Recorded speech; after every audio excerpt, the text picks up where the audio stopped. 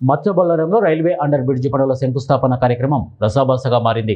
శంకుస్థాపన కార్యక్రమంలో భాగంగా స్టేజ్ పైన మల్కాజ్గిరి ఎంపీ ఈటెల రాజేందర్, మల్కాజ్గిరి ఎమ్మెల్యే మరి రాజశేఖర్ రెడ్డికి ఈ మధ్య ఘర్షణ వాతావరణం తలెత్తింది.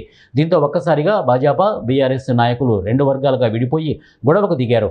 మత్స్యబొల్లారంలోని రైల్వే అండర్ బ్రిడ్జ్ పనుల నిధులను తామే తీసుకువచ్చామంటూ భాజపా, బీఆర్ఎస్ నాయకుల మధ్య వాదోపవాదాలు జరిగాయి. ఇరు పార్టీల నేతలు పరస్పరం నినాదాలతో ఘర్షణ వాతావరణం ఏర్పడింది. వెంటనే పోలీసులు రంగంలోకి దిగి ఇరు వర్గాల నాయకులను చెదరగొట్టడంతో పరిస్థితి అదుపులోకి వచ్చింది. కేంద్ర ప్రభుత్వం ద్వారా వచ్చిన నిధులతో జరిగిన అభివృద్ధి పనులకు ఎమ్మెల్యే మరి రాజశేఖర్ రెడ్డి తామే తీసుకువచ్చామని బ్యానర్లు వేయడం మూలంగా గొడవ జరిగినట్టు తెలుస్తోంది.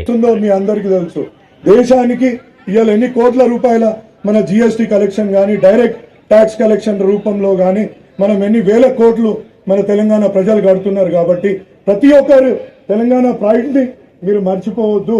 నాకు పార్టీలకు అతీతంగా చెప్తున్నా, ముఖ్యమంత్రి గారు కాంగ్రెస్ ఉండొచ్చు, కానీ నేను చెప్పేది ఏంటంటే ఆయన కూడా స్టేట్ హెడ్ని కూడా గౌరవించాలా, అదేవిధంగా లోకల్ ఎమ్మెల్యేని గౌరవించాలా, అదేవిధంగా లోకల్ కార్పొరేటర్ని, ఈ ప్రాంతం ఎవరికైతే వస్తుందో వాళ్ళని కూడా గౌరవించుకుంటే రైల్వే అధికారులకు నేను ఇది అందరు సభాముఖంగా talk to your railway board, see there is absolutely వాళ్ళేమి